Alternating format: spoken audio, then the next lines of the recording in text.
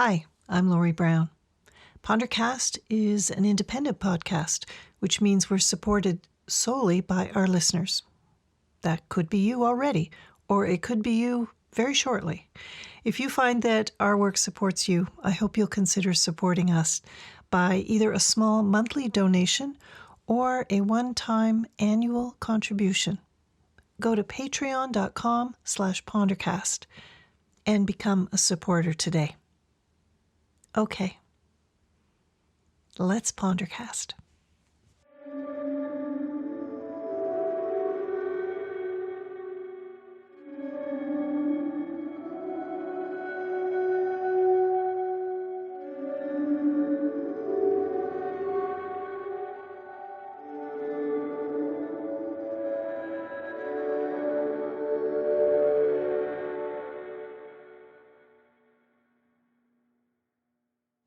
So this weekend is the full moon, and it's February. It's called the snow moon, and it's the last full moon of this winter. And my two favorite things, the moon and snow, are together, a double bill. So for this episode, we thought we'd let the moon and the music work some magic for you. You'll hear my favorite quotes about the moon from other people, and Joshua's moonful music. I picture you listening to this as the moon crosses your window tonight or this weekend, and maybe it's the middle of the night. You're fumbling around for your headphones, propping yourself up on your pillows to align yourself with that glow coming in through the window, and doing nothing while listening, except staring at the moon. If it's cloudy out, have someone stand at the other end of the room and shine a flashlight directly into your eyes. Or not. You've seen a full few moons in your lifetime. I bet you can conjure up a favorite one right now. A stand-in for February's snow moon. Let's begin.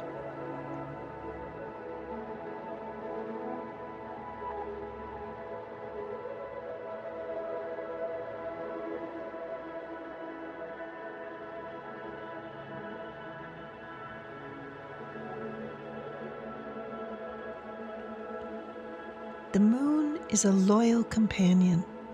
It never leaves. It's always there, watching, steadfast, knowing us in our light and dark moments, changing forever just as we do. Every day it's a different version of itself. Sometimes weak and wan, sometimes strong and full of light.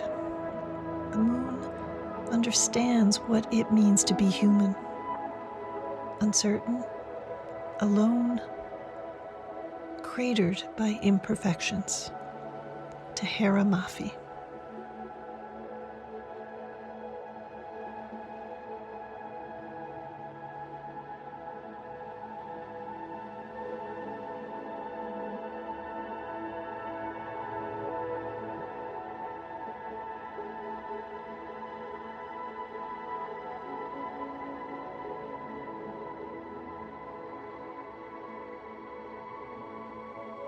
The moon does not fight.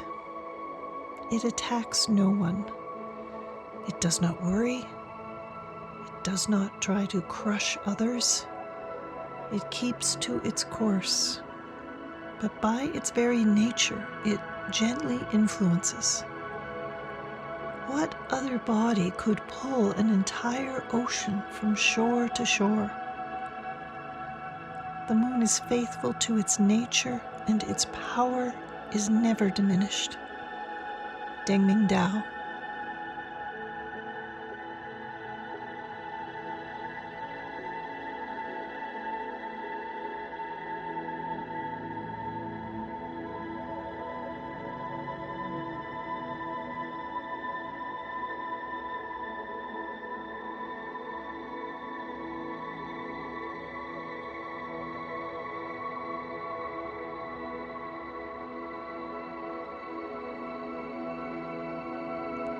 her antiquity in preceding and surviving succeeding Tellurian generations, her nocturnal predominance, her satellitic dependence, her luminary reflection, her constancy under all her phases, rising and setting by her appointed times, waxing and waning, the forced invariability of her aspect, her indeterminate response to inaffirmative interrogation, her potency over effluent and refluent waters, her power to enamor, to mortify, to invest with beauty, to render insane, to incite to and aid delinquency, the tranquil inscrutability of her visage, the terribility of her isolated, dominant, resplendent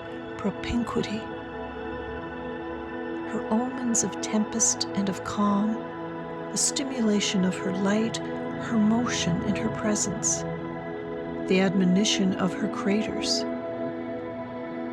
her arid seas, her silence, her splendor when visible, her attraction when invisible. James Joyce.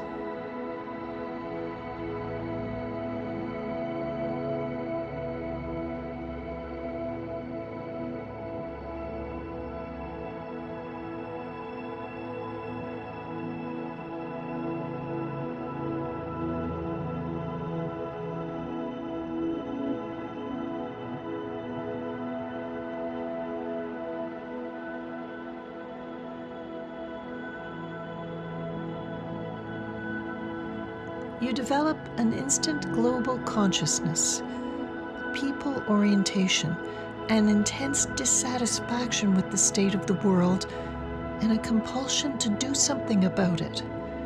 From out there on the moon, international politics look so petty. You want to grab a politician by the scruff of the neck and drag him 250,000 miles out and say, "Look at that, you son of a bitch." That's Edgar Mitchell, an astronaut.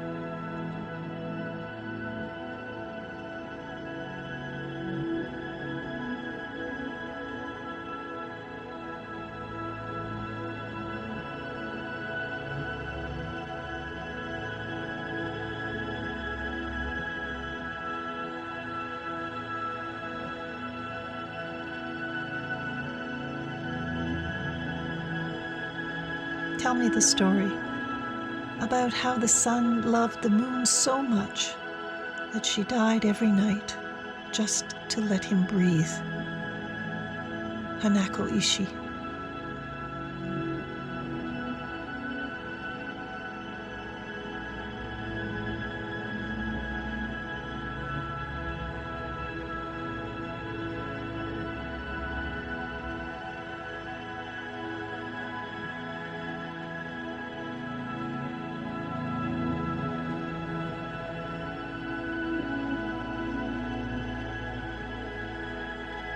The moon had been observing the earth close up longer than anyone.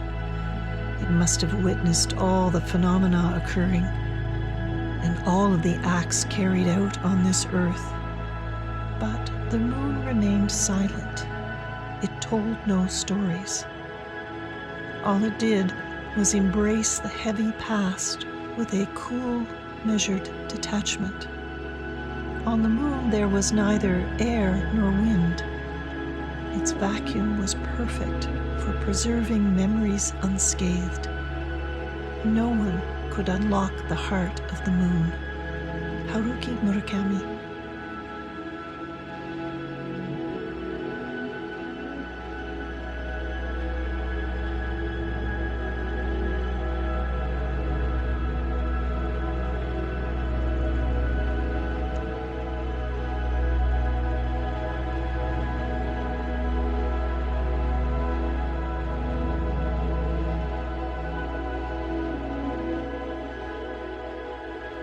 Many solemn nights, blonde moon, we stand and marvel, sleeping our noons away. Taikoku.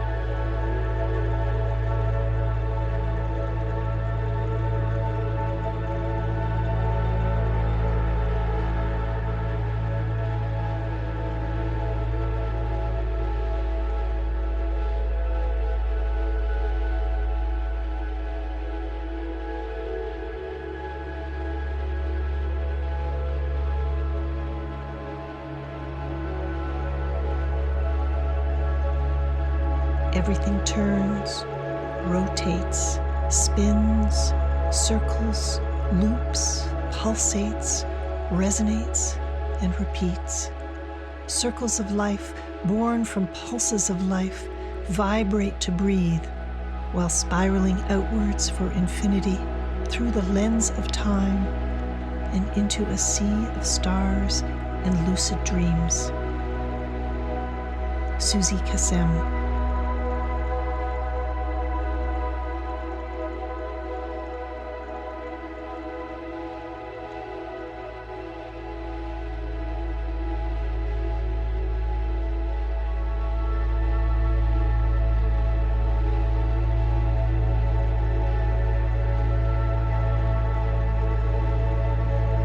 It was the kind of moon that I would want to send back to my ancestors and gift to my descendants, so they know that I too have been bruised by beauty. Sanober Khan.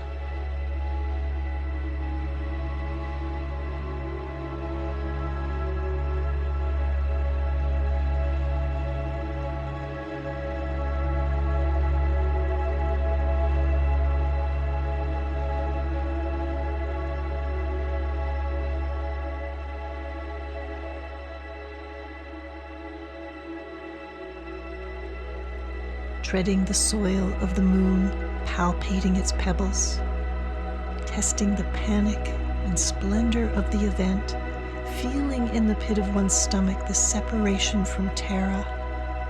These form the most romantic sensation an explorer has ever known. Vladimir Nabokov.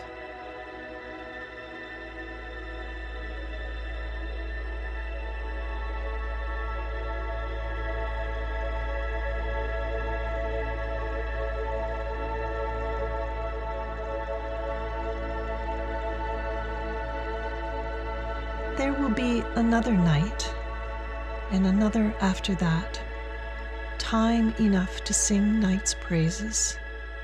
For when night falls again, I will drink it in. I will inhale its fragrance, and my skin will thrill to its touch. The spectacle of the stars continues to amaze me, and my soul still opens when I hear the victorious cry of the nighthawk from the high blue vaults above the city. Its mysterious night song somehow echoing the refrain of the darkness. I love all the inhabitants of twilight, from glistening limousines to velvety leopards. Night is my country, my lover, and after sunset I fill with a kind of restless euphoria. Twilight's power flows through my body. I feel lighter, stronger, quicker, more awake. After all, the same cosmic night in which the galaxies swirl is inside all substance, inside us, an eternal, brilliant night within and beyond all matter, for all time. Christopher Dudney. Thank you all. Good night. And Goodnight Moon.